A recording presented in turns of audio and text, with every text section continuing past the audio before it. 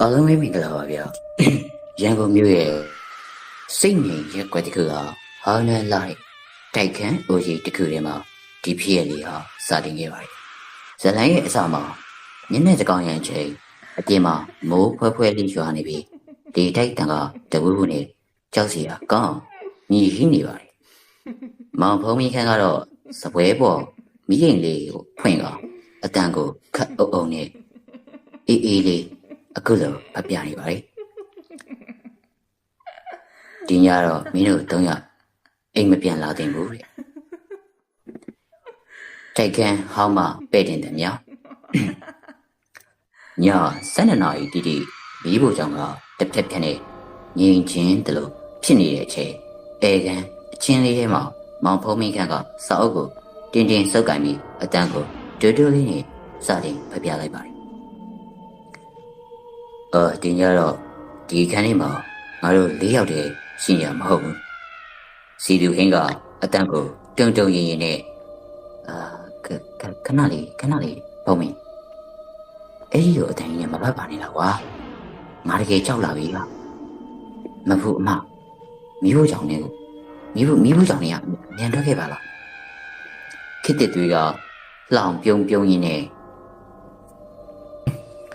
မင်းကလေစီသူရဒါဇက်လန်ဖက်ပြနေတာလေကြောက်စရာမရှိတာကိုတရေဆိုတာလူတွေရဲ့စိတ်ကူထဲမှာပဲရှိတာပါကွာမီးဖို့ကြောင့်နေကနေမဖို့တရားကော်ဖီခွက်ကိုကန်ပြီးထွက်လာပါတယ်သူမျက်နှာကနဲငယ်ဖြူရော့နေပါတယ်对မင်းတိတ်ပြီးရှာမရှိနေခုနကမှကော်ဖီဖြော်နေတော့ညိုချောကနေတရားရောက်ကလာတို့သူခံစားနေရတယ်မဖူးကလည်းတယောက်နဲ့တယောက်ပေါင်းပြီး6နေရနေပါပေါ့အပြင်ကနေလေးတိုက်လို့အဝတ်စားတစ်ခုလာထိတာဖြစ်မှာပါလေစီသူဟင်းကရုတ်တရက်ထားရလိုက်ရင်ဟေးလူတင်းရရမှာဗျာအပေါ်ကဘာသာလဲမသိအပေါ်ချက်ကနေခလောက်ဂျင်းတဝုံနဲ့ပြုတ်ကျနေတဲ့အတန်လေးတစုံတစ်ခုကိုကျန်းပြင်ပေါ်ဆွဲသွားတဲ့အတန်ကြီးထွက်ပေါ်လာပါတယ်ဘုံမင်းကစာအုပ်ကိုဆက်ဖက်ရင်အဲ့ဒီတန်ကတည်ဆုံးတော့ရဲ့အင်ရှင်မကသူ့ရဲ့ခြေထောက်ပြက်ကြီးကိုဒီရွတ်တိုက်ဆွဲသွားတဲ့အတန်ပဲစီသူဟင်းကတော်ပြီမဖတ်နေတော့ငါဖျားစာယူတော့မယ်ကွာတွေ့မင်းပါဆုံးရင်နေရတယ်တခုပြောလေခစ်တဲ့သူကမျက်တောင်မခက်ပဲတကားဝါကိုစိုက်ကြည့်ရင်ဟိုးမတကားကြားကနေလက်ချောင်ပြပြထွက်လာနေတယ်မဟုတ်ဘူးအမနောက်မှာ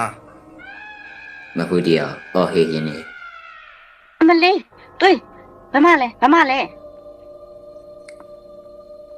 သူကအနောက်မှာရှိနေတာမဟုတ်ဘူး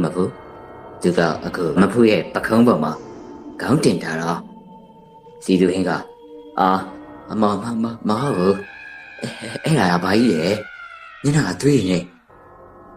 တွေ့ပြင်းမယ်ပြေးကြစို့ခစ်တဲ့တွေကအသက်ရှူတန်ပြင်းနေငါခြေထောက်တွေလှုပ်လို့မရတော့ဘူးသူကငါ့ကိုစိုက်ကြည့်နေတယ်ဘုံမင်းခန့်ကအေးဆက်အပြုံးနေအဲ့ဒါကြောင့်ငါပြောတာပဲဒီညအိမ်ပြန်မလာသင့်ဘူးလို့ဟုတ်ကဲ့အားလုံးပဲကျေးဇူးများကြီးတင်ပါတယ်ဗျဇာလန်လေးမှာမိုင်းလေးပါသွားပြီးတောင်းပန်ပါတယ်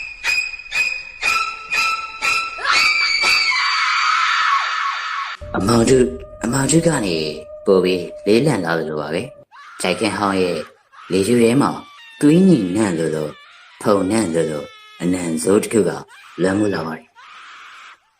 ဇလန်လေးရဲ့ခေါင်းစဉ်ကတော့ချက်ပေါင်းမဲ့လေကတဲ့များနဲ့တွေးစွန်တော့တောင်းမောင်ဖုံးမင်းခန့်ကစာအုပ်ကိုပိတ်ချလိုက်ပေမဲ့သူ့အကြည့်တွေကကြောက်စရာကောင်းတင်းငိမ့်နေသေးပါမင်းတို့ပြေးချင်နေရလားဒါပေမဲ့တကားဝမှာတယောက်ယောက်စောင့်ရဆိုတော့တိကြရလားစီသူဟင်းကဟေးရင်းနဲ့တော်ပြီဝါငါဒီမှာတစ်စက္ကန့်အောင်ထောက်နေနေတော့တွေးမဖို့လာငါတို့အောက်ဆင်းကြမယ်စီသူဟင်းကတုံရင်နဲ့တကားကိုဆွဲဖွင့်လိုက်ပြီးလေကအကြိုင်ပြေးစင်းသွားပါတယ်ခစ်တစ်တွေနဲ့မဖူးတို့ကလည်းအနောက်ကနေချက်မကွာလိုက်ပြီးကြတော့ဒါပေမဲ့ပထမချက်အရောက်မှာတော့ သူတို့အားလုံးကြောက်ရလို့ရက်တန့်သွားကြပါတယ်လေကားရင်မှာမိုးကအင်ဂျင်မင်းနဲ့ဝစ်ထားပြီးလက်ထဲမှာသွေးတွေရဲရဲနေနေတာရဲရဲနေနေတဲ့တားသက်ဓာကြီးကိုကင်ထားတဲ့လူတစ်ယောက်ရက်နေပါတယ်သူရဲ့မျက်နှာမှာဝတ်ထားတဲ့လူမျက်နှာပုံမတ်ပို့ပြီးတော့ရုပ်ပြက်ဆင်းပြက်နိုင်လွန်းလာပါတယ်သူကတော့အားလုံးသိကြတယ်လူသက်သမားမှန်ပါပဲမှန်ပါခပ်အုပ်အုပ်ရဲတဲ့နေ ဘယ်ကိုသွားကြမလို့လဲအဲ့ဒီပြန်တော့မလို့လားကွာငါ့ရဲ့ကစားပွဲတွေကအခုမှစတာလေကွာ မဟုတ်လားအတန်ကိုတုံတုံရင်းနေပဲ ရှင်ဘယ်သူလဲကျမတို့ဘာလုပ်ချင်လို့လဲ ငါလားဒီညာမင်းတို့ရဲ့နှလုံးခုန်တန်တွေကိုညှင်တာသွားလက်တံပေးမယ်ကောင်းလေးကွာအကြည့်စမ်းရစီတူရဲ့မင်းရဲ့နှလုံးခုန်တန်တွေကအဖေအားတော့ကြားနေရပြီကွာ စီသူကနောက်ကိုခြေလမ်းဆုပ်ရင်းနေပဲတွေ့တခုလုံးလေမင်းကတဲမယုံစို့အခုအရှိကလူတွေတခုလုံးစမှာဟာကိတဲ့တွေတော့မျက်နှာဖြူရောနေပြီ ငါအမလက်နဲ့မပါဘူးမန်မင်းတောင်းချင်တာတောင်းငါတို့မှပါလာကုန်ပေးမယ်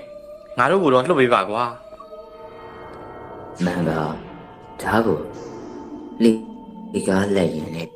ချစ်လိုက်တော့ဓာတ်ကိုလေကားလက်ရင်နဲ့ချစ်လိုက်ချိန်ပါပဲဖြတ်ပေါ်လာတဲ့အတန်ကြောင့် ငါပတ်စံမလို့ခြင်းဘူးငါလိုချင်တာသူမင်းတို့ရဲ့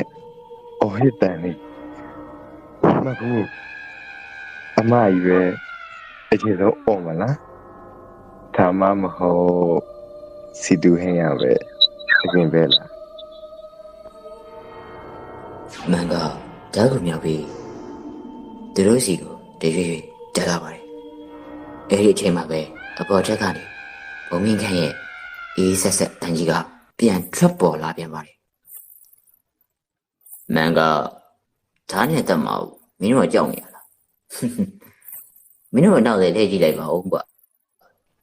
အဲ့ဒီမှာတဲမှာပါစကြီးဟောက်ဖြဲမင်းတို့စောင့်နေတာစီသူဟင်းကအနောက်မှာလေးရှိတယ်ဟာအရှိမှလည်းလူသမားငါတို့တော့တေးပြီပဲ 对ပြတင်းမောက်ကနေခုံချကြလို့လာမြင်မြင် မန်ကဓာကြီးနဲ့ဝှေ့ရမ်းပြီးပြေးတက်လာတဲ့အချိန်သူတို့အနောက်ကအမောင်တူတဲကနေလေ